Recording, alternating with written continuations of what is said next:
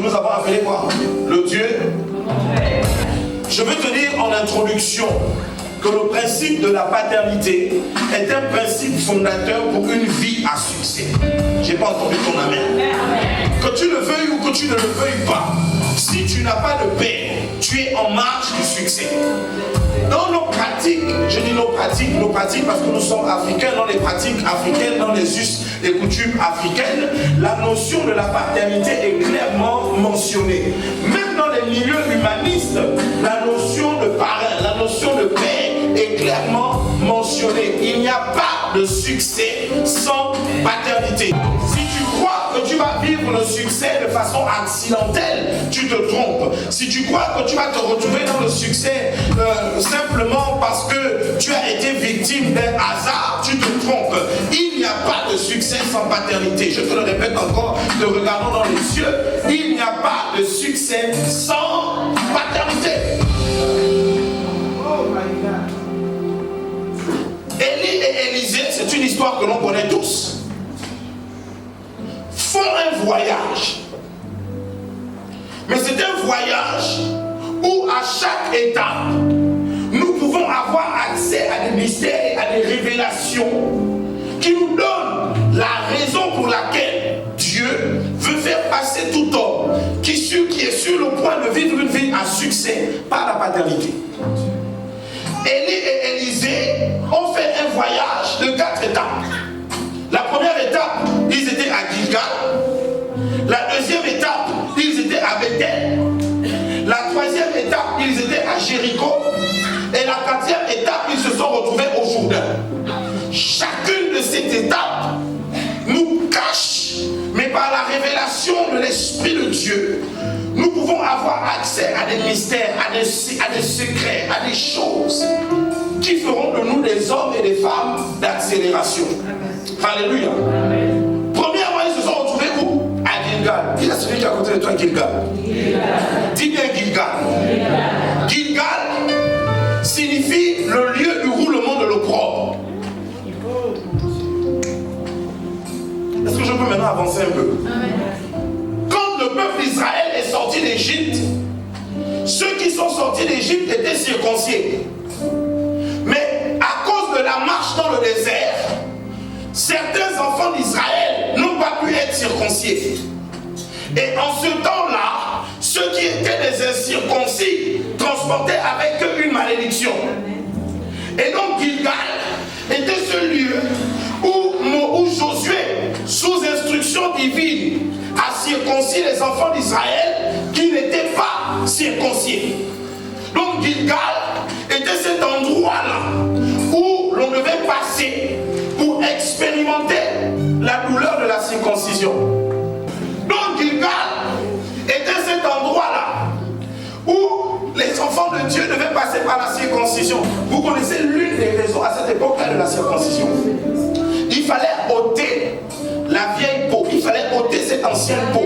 Vous savez pourquoi il fallait ôter cette ancienne peau? Parce que dans la conception du peuple d'Israël, à ce moment précis-là, les enfants mâles qui naissaient et qui passaient par la partie intime de leur mère naissaient sous le sceau de la malédiction de l'inceste.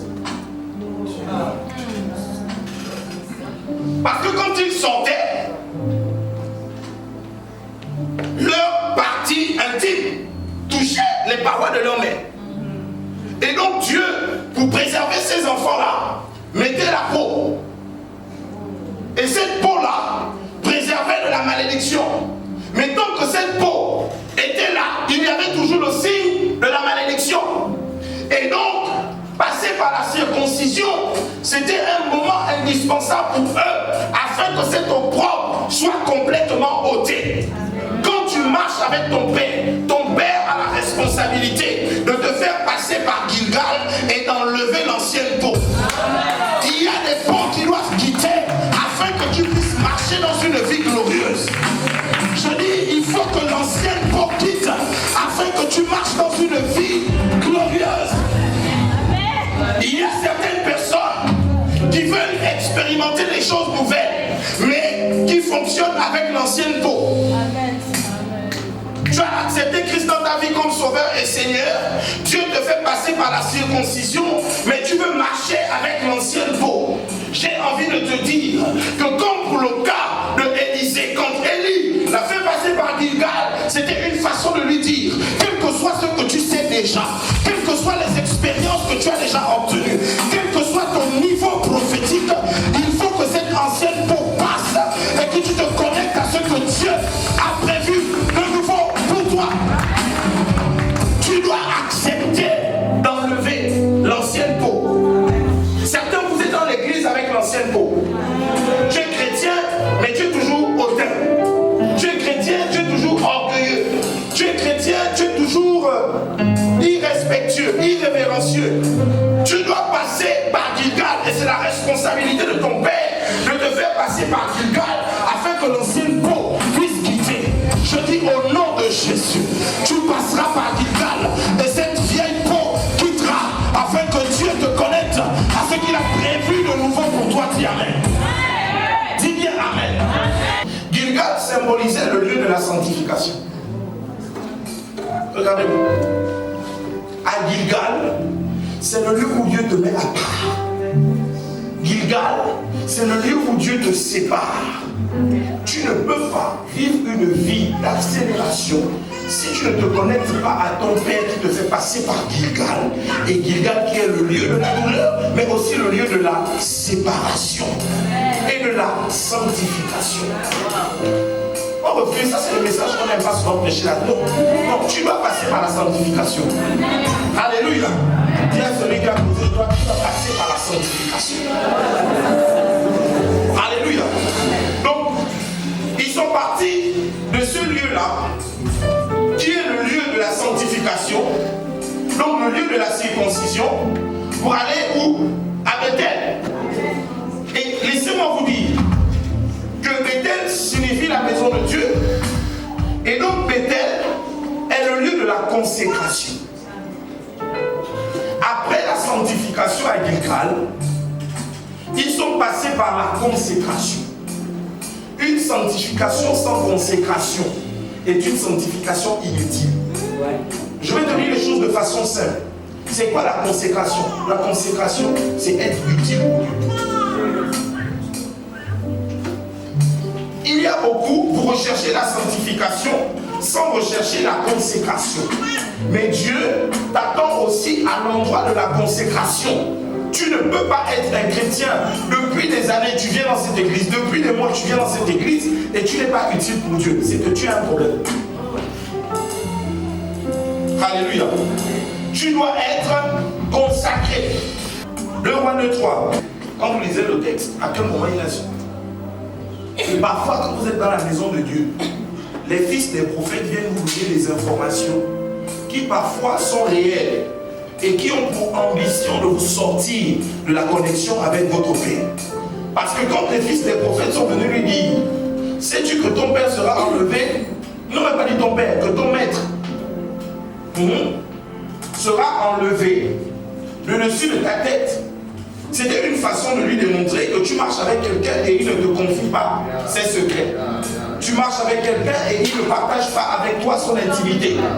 Et donc, cette atmosphère avait pour ambition de créer une séparation entre Élisée et Élie. Et quand Élisée a eu accès à cette atmosphère de séparation, il leur a clairement fait comprendre que mes oreilles ne sont pas une poubelle. Quand tu es à Bethel, tes oreilles ne doivent pas être une poubelle. Est-ce que vous m'entendez un peu? Tes oreilles sont une entité spirituelle, alors tu as la capacité de filtrer ceux qui te bénissent et ceux qui ne te bénissent pas. La Bible ne dit pas les fils de Satan, la Bible dit les fils des prophètes. Parfois dans l'église, il y a nos frères, nos soeurs, les gens que nous aimons, qui maladroitement ou inspirés diaboliquement créent des atmosphères qui nous déconnectent du Père. Mais toi tu dois dire, je le sais, taisez-vous. À un moment donné, tu dois faire taire les fils des prophètes qui viennent te donner des informations parfois que tu n'avais pas. Est-ce que je peux vous choquer un peu? Est-ce que tu sais que parfois Dieu s'arrange à ce que tes ennemis ont des informations à ton sujet que toi tu n'avais pas? Parfois tes ennemis ont des informations te concernant que toi tu n'as pas. Et ça a commencé dans le jardin d'Éden. La prophétie concernant la femme n'a pas été adressée à la femme, mais elle a été adressée au serpent.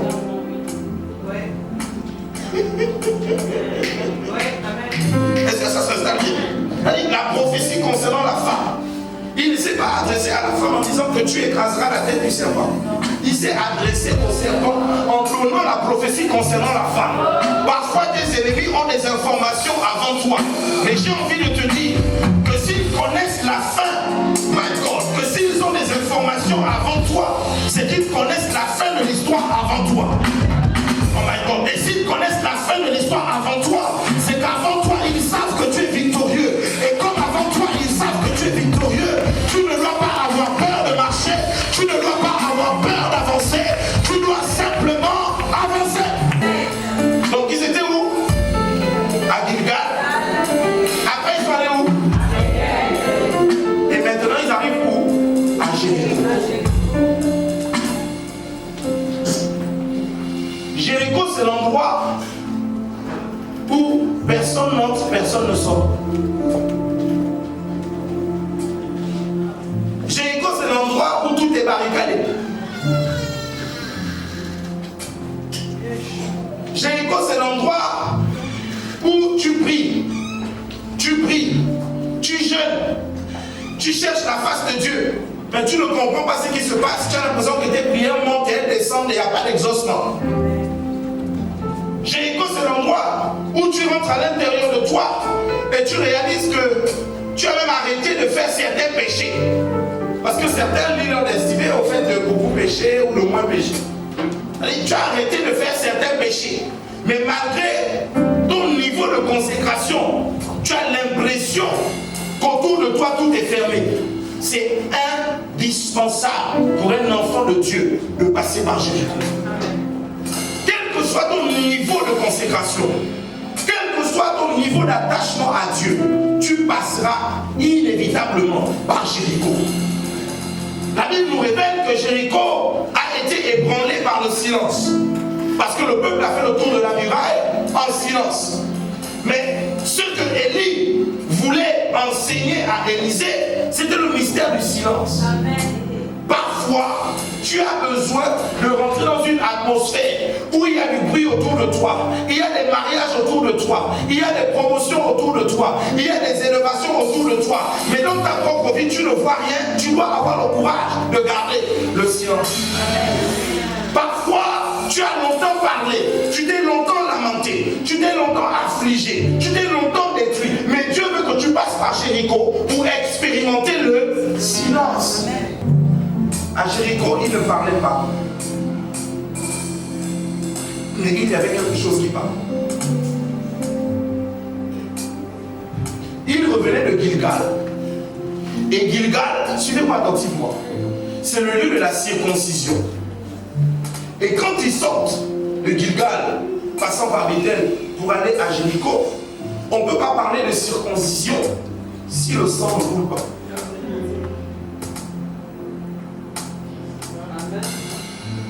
Et vous imaginez des papas qui viennent d'expérimenter la circoncision, en train de faire le tour de la muraille.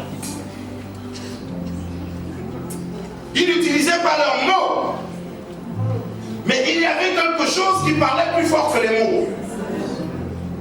Ils faisaient le tour en silence, mais il y avait quelque chose qui faisait du bruit dans le monde spirituel.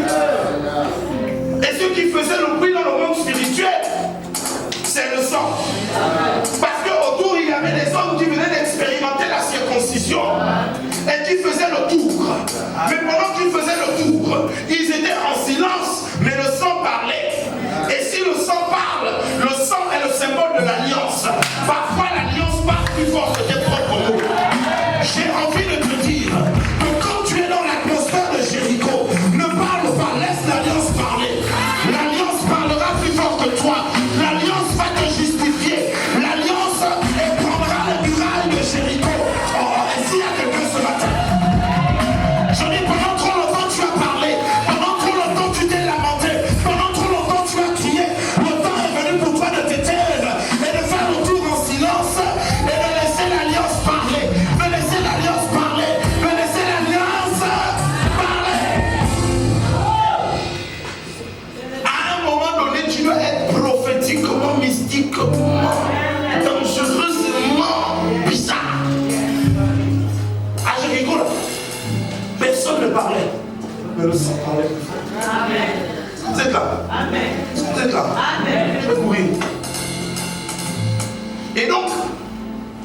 le sens parler.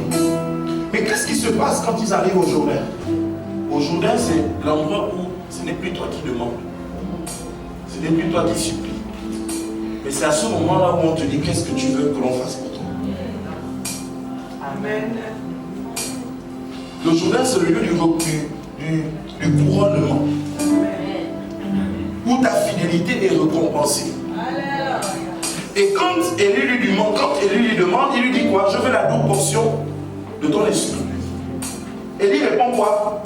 Tu demandes une chose difficile.